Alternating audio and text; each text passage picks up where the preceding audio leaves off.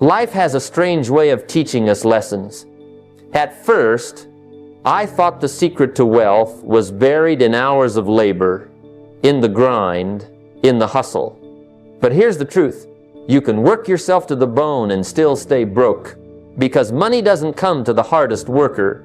It comes to the one who understands value. Wealth is not something you chase.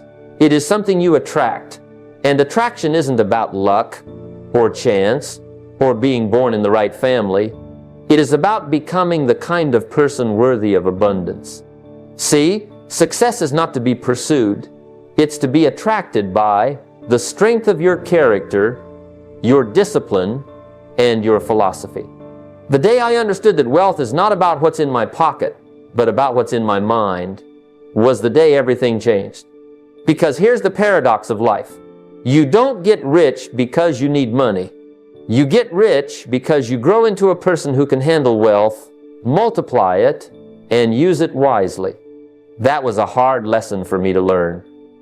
I was working hard but earning little, and I realized the problem wasn't the company, the economy, or even my circumstances.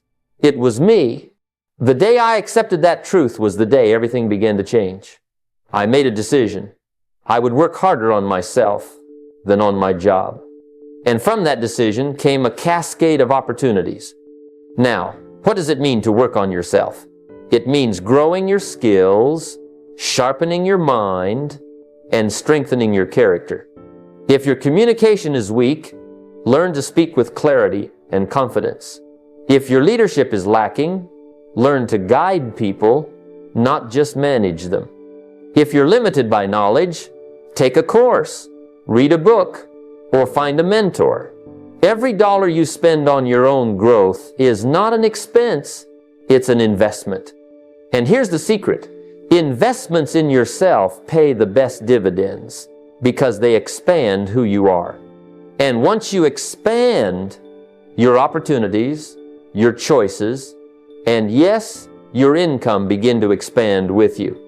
I remember one time I was offered an opportunity I didn't feel ready for. It was a leadership role, something I thought was beyond me. But I had been spending months improving my ability to speak, to present, to influence. And because I invested in myself when nobody was watching, I was prepared when everybody was watching. That opportunity didn't just increase my income, it increased my confidence, my reach, and my future. The average person is waiting for someone to give them more money. But the wealthy know they must become someone worthy of earning more money. Don't wish it was easier. Wish you were better. Don't pray for fewer problems. Pray for greater skills. And every day ask yourself, am I growing faster than my circumstances?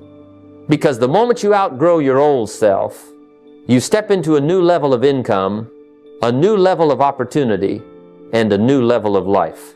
Your income rarely exceeds your growth. So if you want to change your paycheck, start by changing yourself. One of the greatest traps I see people fall into is the belief that a bigger paycheck means automatic wealth. But if you spend everything you earn, it doesn't matter how much comes in, it will always go right back out.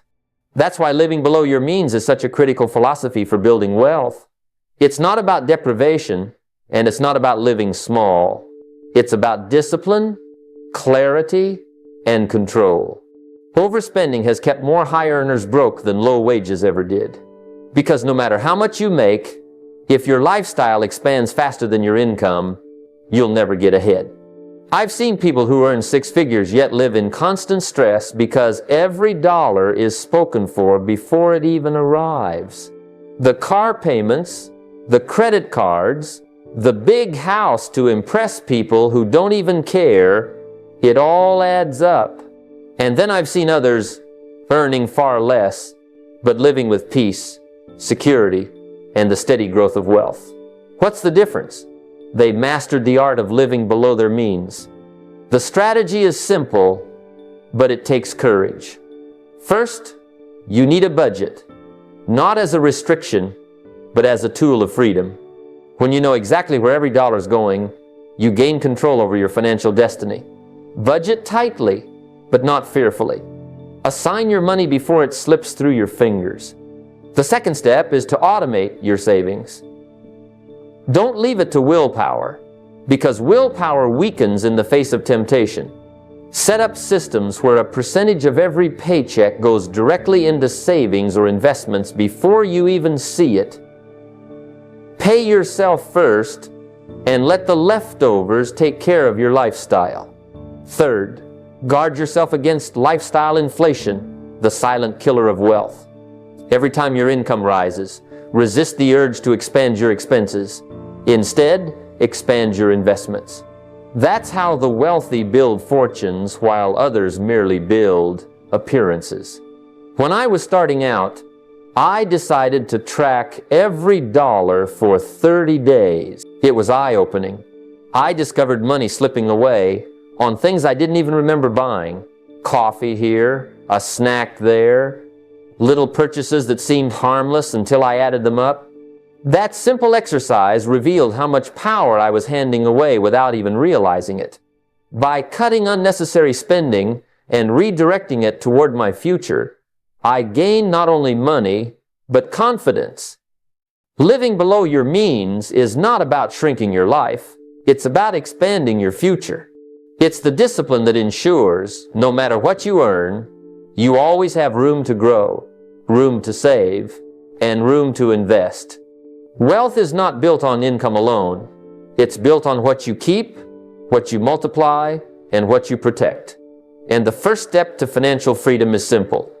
Live below your means. One of the most powerful forces in wealth building is something so simple, so quiet, that most people overlook it. It doesn't shout, it doesn't dazzle, and it doesn't promise overnight riches. Yet, it has created more millionaires than luck or lottery ever could. It's the miracle of compound interest. The truth is, wealth is not built in days, it's built in decades. That's the philosophy that separates the impatient from the wealthy. Because while most people are chasing quick wins, the wise understand that time, consistency, and patience are the real accelerators of fortune. Here's how it works. Every dollar you put away is not just money, it's a worker. Put that dollar to work through investing, and it starts earning. Now here's the miracle. The earnings themselves start earning. Over time, your money grows not just linearly, but exponentially. It's like planting a tree. At first, it's just a small sprout, fragile and slow. But year after year, it grows, and soon it bears fruit that produces more seeds, which grow into more trees. Eventually, you're not harvesting from one tree, you're reaping from an entire orchard. That's compound interest. The strategy then is simple but requires vision. You must start early and you must stay consistent. Don't wait until you have enough to begin, because the greatest advantage you have is time, not the size of your contribution. The person who starts with small amounts in their 20s but stays faithful will often surpass the person who waits until their 30s or 40s to begin with larger amounts. Why? Because time does the heavy lifting. It's not about what you start with, it's about when you start and how consistent you remain. That's why the practical steps are clear. Commit to contributing monthly, no matter how small, into vehicles that grow over time. Index funds, real estate, retirement accounts. These are tools that harness the power of compounding. Don't get distracted by trying to predict every twist and turn of the market. Focus instead on steady contributions and let the math of compounding do its quiet work in the background. I remember when I first learned this lesson, it seemed almost too simple. Could it really be that just a little, done consistently, could turn into a fortune? But then I saw it in practice. I saw ordinary people with ordinary incomes build extraordinary wealth simply by staying consistent with their investments. And I saw others with larger incomes lose their advantage because they waited too long or never got started. The miracle of compound interest is this: the sooner you begin, the less you have to struggle later.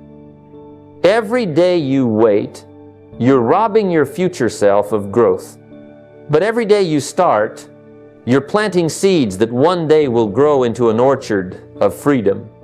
Wealth is not an event, it is a process. And compounding is the miracle that makes the process inevitable. There's a law of wealth that doesn't always show up on spreadsheets or in financial textbooks. Yet it's one of the most powerful forces you'll ever encounter. It's the law of contribution. The truth is, contribution multiplies wealth. Now at first, that sounds backwards to most people. They say, if I give, won't I have less? But life doesn't work that way. The river that only takes becomes a swamp, but the river that gives stays fresh and full of life. The secret to living is giving. When you understand this philosophy, everything changes. Money, when hoarded, grows stale. But money, when circulated with purpose, multiplies. Think about it. Your contributions, whether to people, to causes, or to communities, don't just leave your hand. They plant seeds. Seeds of goodwill, seeds of trust, seeds of opportunity. And here's the amazing part. Those seeds come back multiplied, often in ways you never expected. Sometimes it's in relationships, sometimes in opportunities, sometimes in simple peace of mind. But make no mistake, it always comes back. The strategy then is simple. Decide ahead of time that a portion of your income will never belong to you. Carve out 5–10% and dedicate it to something beyond your own needs. This isn't charity out of leftovers. This is intentional generosity that says, I am a steward, not just a consumer. When you adopt this mindset, you stop living in scarcity and start living in abundance. Instead of saying, what can I keep? You begin to ask, what can I contribute? And that shift opens doors. But contribution is not just about money. It's about time, skills, and energy. Sometimes the most valuable thing you can give isn't dollars, but mentorship. Think about it. 1 hour spent mentoring a young person could alter the entire trajectory of their life. That's a return on investment you'll never fully measure. Or supporting a community project. Your involvement may seem small, but collectively it can transform a neighborhood. Contribution creates ripple effects that extend far beyond what you see. When I was first learning this lesson, I didn't have much to give, but I made a commitment. No matter how small my income, I would always give a portion. Some weeks it felt like a sacrifice, but soon I noticed something. Giving didn't deplete me, it expanded me. It gave me perspective, it built my character, and it created connections I could never have bought.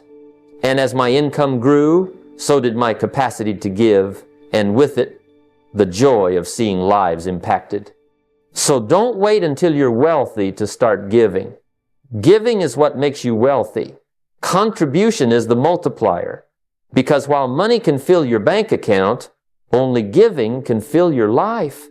One of the greatest realizations I ever had was this: the marketplace doesn't pay you for your time.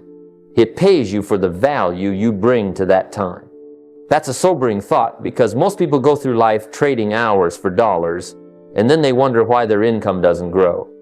You see, time is equal for everyone. Rich or poor, we all get 24 hours.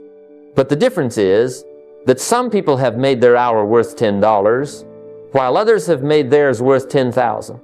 The key isn't to get more hours, it's to increase the value of your hours. So how do you do that? You work harder on yourself than you do on your job. Most people put all their effort into doing their work faster, but the wealthy put effort into upgrading themselves so they can do better work.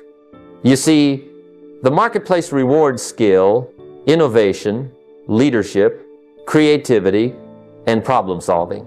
That's why it's not enough to stay the same year after year. If you remain the same, your value stays stagnant, and stagnant value produces stagnant income. That's where strategy comes in. Commit yourself to constant growth. Make it your mission to increase your market value every single year.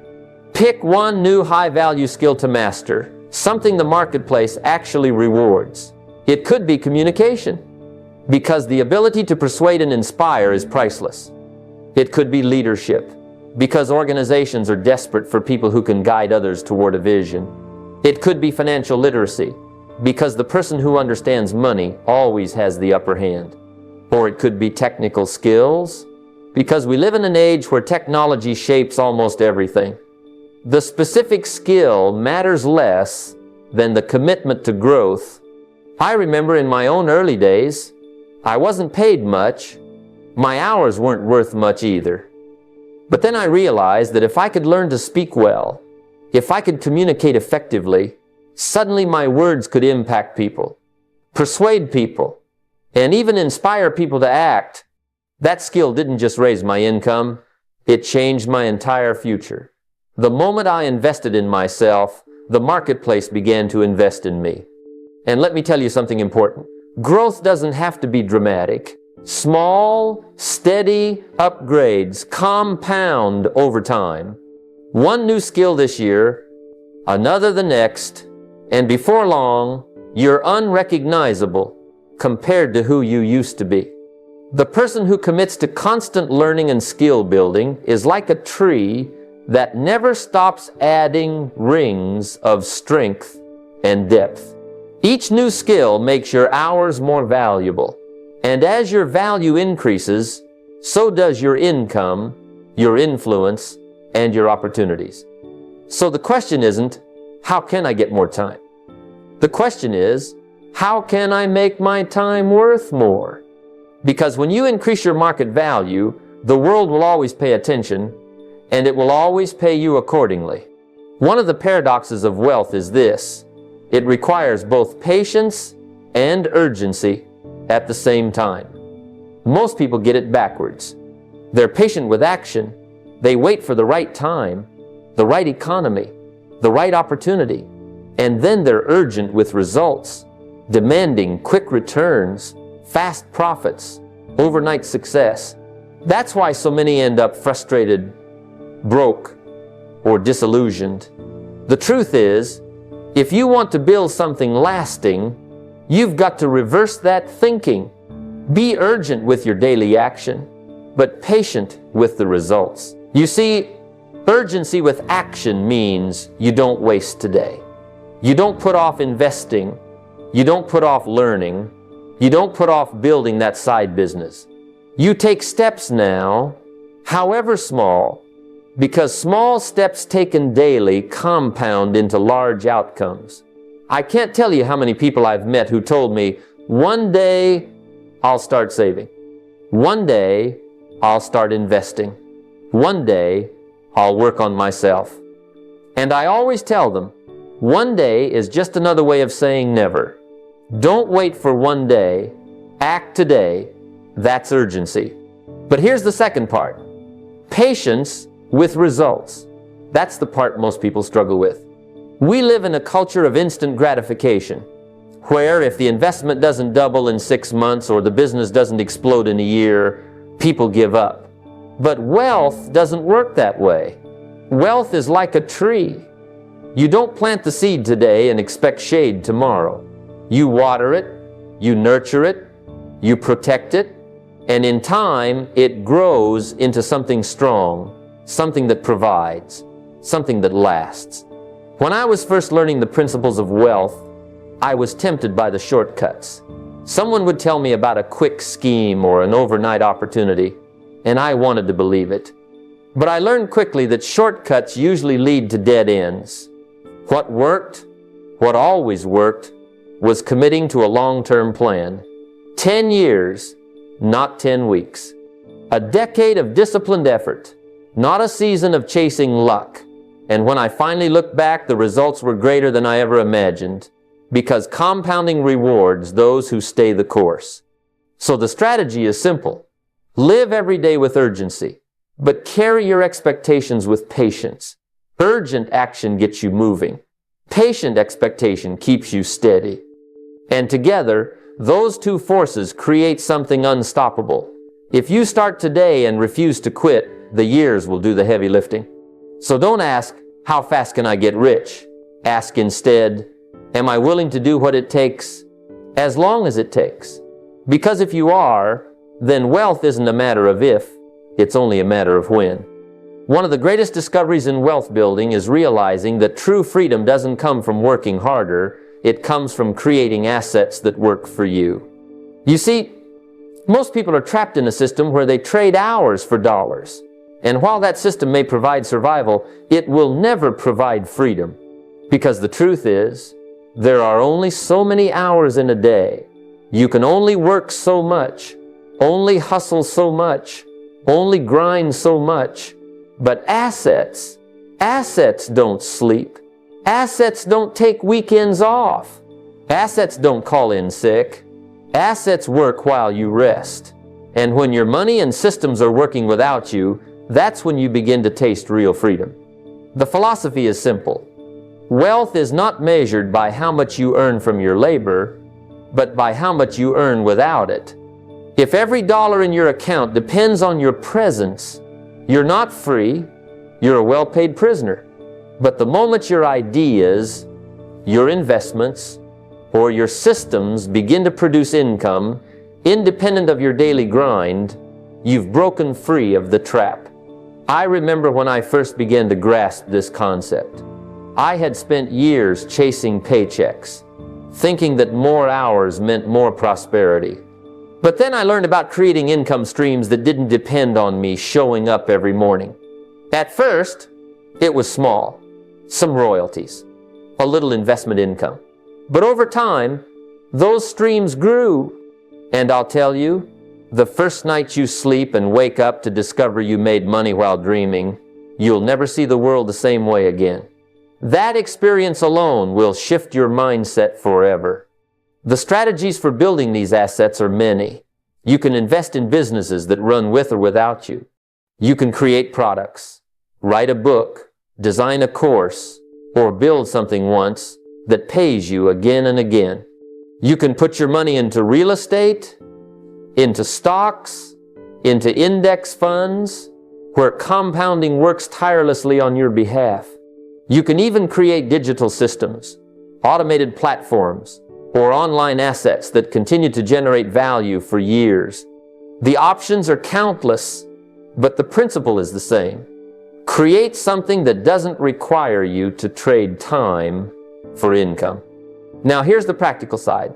Aim for at least half of your income to come from passive streams. At first, it won't look like much. A few dollars, a small percentage, but stay with it. Keep building, keep reinvesting, keep creating. Slowly, the balance begins to shift. The day will come when the money you earn in your sleep exceeds the money you earn while awake. That's when you'll know you've crossed the line from working for a living to working for a fortune. And that, my friends, is where freedom lives. Not in more hours worked, but in more assets created. One of the most important lessons about wealth is to remember that money is a tool, not a master. Too many people fall into the trap of reversing the order. Instead of mastering money, they let money master them. And when that happens, money is no longer a servant working for their freedom. It becomes a cruel master, chaining them to stress, debt, and endless chasing. The truth is, money by itself has no meaning. It's paper, numbers, digits on a screen. But when you give it purpose, when you direct it intentionally, money becomes a powerful servant. It can buy freedom, fund dreams, create opportunities, and secure a legacy. The danger comes when you let it define your identity or dictate your decisions. The philosophy is simple. Money must never become your idol. If money is the reason you wake up, if it's what determines your self-worth, then you've already lost. Because the pursuit of money for its own sake is empty. The goal is not to have piles of cash, but to use cash to build a life of meaning. I've met people with very little who were far richer in spirit, in relationships, in peace, than millionaires who were enslaved to their possessions. You see, the wealthy understand that money's just a tool. It can build bridges or prisons. The difference lies in how you use it. I learned this early on when I saw men who had more money than they could spend, yet they lived lives filled with anxiety, greed, and emptiness. Their money wasn't serving them. They were serving their money. On the other hand, I met ordinary people who treated every dollar with intention. They didn't chase every shiny impulse. They asked themselves a simple but profound question before every expense. Does this purchase serve my freedom, or does it serve my vanity? And that single discipline changed everything. When you filter decisions through freedom instead of impulse, you begin to accumulate not just money, but control. The strategy is to direct your money toward goals, not whims. That means creating a budget where your dollars are assigned to build your future. That means investing before indulging, saving before spending, planting before harvesting. It also means having the discipline to say no to certain things today so you can say yes to greater things tomorrow. The wealthy don't let their money wander aimlessly. They tell it exactly where to go, and in time, that money multiplies and brings back more freedom. So here's the practical step. Before you swipe the card, before you hand over the cash, ask yourself, is this decision moving me closer to freedom or trapping me in vanity? If the answer is freedom, proceed. If the answer is vanity, pause. Because every dollar you spend is either a brick in the foundation of your freedom or a stone in the wall of your prison. And freedom, not vanity, is the true measure of wealth. The highest form of wealth is not what you gather in your lifetime, but what continues to live after you are gone. Money in the bank will eventually be spent, possessions will fade, but the legacy you build, that endures. Legacy is the true measure of success because it means your work, your ideas, your values, and your contributions continue to shape lives long after your voice has gone silent. To build wealth that matters, you must build something that outlives you. Think of it this way. Anyone can earn for themselves, but the question is, what are you leaving behind for others? The wealthy don't just think in terms of income, they think in terms of impact. They design their businesses, their investments, their writings, their teachings in such a way that even decades later, someone can still benefit. This is why great entrepreneurs, authors, inventors, and leaders are remembered.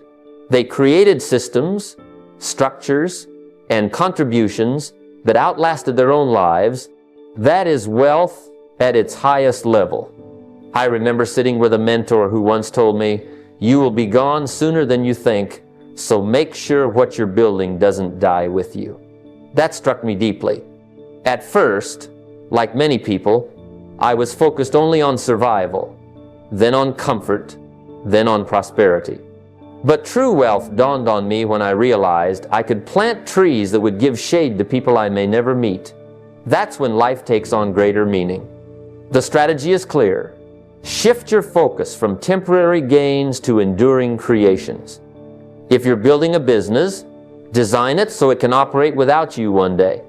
If you're investing, think generationally, not just transactionally. If you have knowledge, record it, write it, teach it, mentor others, so the wisdom carries forward. When you live only for yourself, your wealth dies with you. But when you build for others, your wealth multiplies beyond you. The practical step is simple but profound. Choose one asset, one project, or one contribution that you intend to outlive you. Maybe it's a book you write, a foundation you establish, a business you structure to continue for generations, or even the habits and principles you teach your children. It doesn't have to be grand in size, it just has to be lasting in impact. Over time, that one seed can grow into a forest.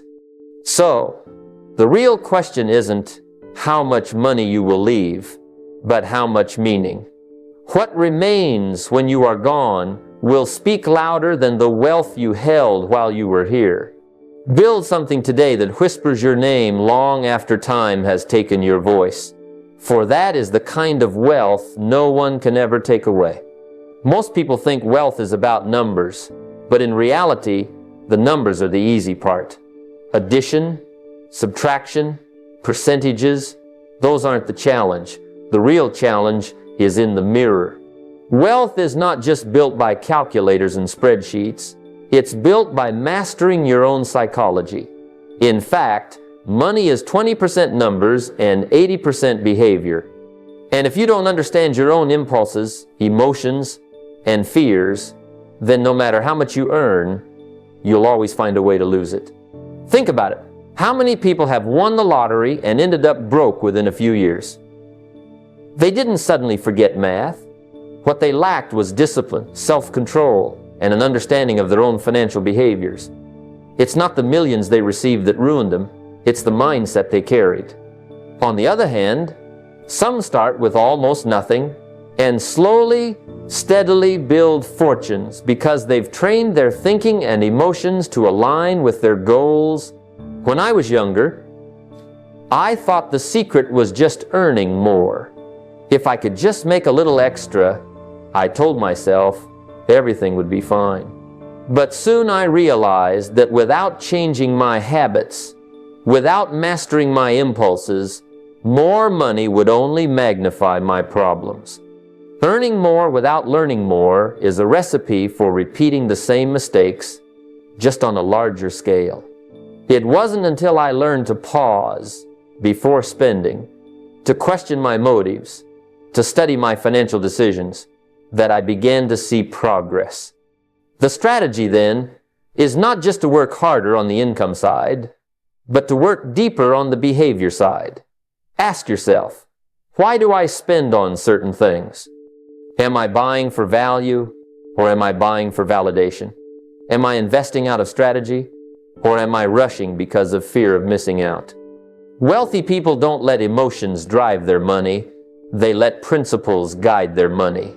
They understand that greed, fear, and impatience are the real enemies of financial independence. Here's a practical way to start mastering this. Keep a money journal. Every time you make a financial decision, whether it's spending, saving, or investing, write down not just what you did, but why you did it. Record the feeling you had before making that choice. Over time, you'll start to notice patterns. Perhaps you spend more when you're stressed, or you chase risky investments when you feel behind. Once you recognize these triggers, you can begin to take back control. Because here's the truth. Wealth is not conquered in the marketplace first. It's conquered in your mind. Until you master yourself, you'll never master money. But once you align your psychology with sound principles, the math becomes simple and the results become inevitable. Master the behavior and the numbers will always follow. Success is often mistaken for something complicated, something reserved for those who have special talents, extraordinary luck, or genius-level intelligence. But the truth is far simpler. Success is the accumulation of simple disciplines practiced daily, over and over, until the results can no longer be ignored. It's not the grand gestures that build a fortune. It's the quiet, consistent actions that compound over time into extraordinary outcomes. Most people underestimate the power of small habits. They look for the big break, the lucky strike, the one opportunity that will change everything. But what I discovered early on is that success doesn't come from one giant leap. It comes from steady steps in the right direction. Just as failure doesn't happen overnight, neither does success. Both are the result of daily choices, compounded. A man doesn't go broke because of one bad purchase, but because of small, careless habits practiced repeatedly. Likewise, Wealth doesn't arrive because of one brilliant decision, but because of steady habits practiced consistently.